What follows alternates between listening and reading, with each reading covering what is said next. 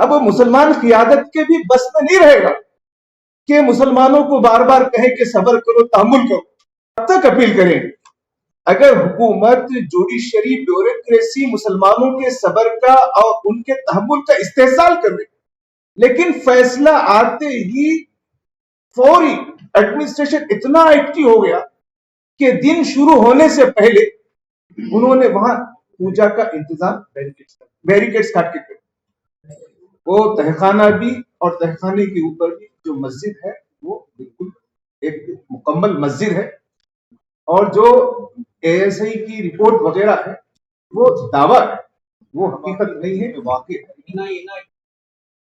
تو اس میں جو وہاں کی ضلعی عدالت نے جو فیصلہ کیا کہ تہخانے میں جو ساؤتھ سیلار ہے اس کو ہمارے ہندو بھائیوں کی عبادت کے لیے انہوں نے دے دیا ہے، یہ عدلیہ کے اصولوں اور انصاف کے تقاضوں کے خلاف ہے. وہ تہخانہ بھی اور تہخانے کے اوپر بھی جو مسجد ہے وہ بالکل ایک مکمل مسجد ہے، اور جو ASI کی رپورٹ وغیرہ ہے وہ دعویٰ ہے، وہ حقیقت نہیں ہے، وہ قطعی ثبوت نہیں ہے. ان سب چیزوں کو مد نظر رکھے بغیر عدلیہ نے جو فیصلہ دیا ہے، جوڈیشری نے جو فیصلہ دیا ہے، وہ جوڈیشری کے اصولوں کے خلاف ہے، اور اس سے جو ملک بھر میں میسج گیا ہے کہ عدلیہ کا فیصلہ جانبدار ہے، عدلیہ کو غیر جانبدار رہنا چاہیے. اس سے عدلیہ کا وقار، عدلیہ کی عزت، عدلیہ کا احترام یہ مجروح ہوا ہے، اور عدلیہ پر جو عوام کو بھروسہ ہونا چاہیے وہ بھروسہ ٹوٹ رہا ہے.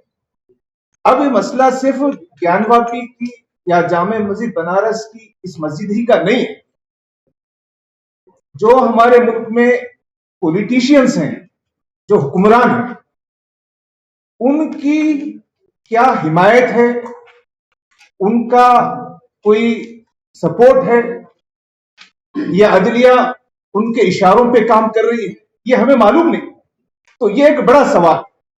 اسی کے ساتھ جو بیوروکریسی ہے، ایڈمنسٹریشن، جیسے کہ اس فیصلے میں کہا گیا کہ 7 دن کے اندر اس کا انتظام ہے، لیکن فیصلہ آتے ہی فوری ایڈمنسٹریشن اتنا ایکٹیو ہو گیا کہ دن شروع ہونے سے پہلے انہوں نے وہاں پوجا کا انتظام بیریکیڈز کاٹ کے کر. اتنا ایکٹیو. تو اس سے معلوم ہو رہا ہے کہ ہمارے ملک کے موجودہ حکمران، یہاں کا جو ہمارا ایڈمنسٹریشن اور ہماری جوڈیشری، یہ سب یہاں پر ایک انصاف کے تقاضوں کو سماج میں سب کی ترقی، سب کے ساتھ انصاف کے تقاضوں کے خلاف ہوتا ہے.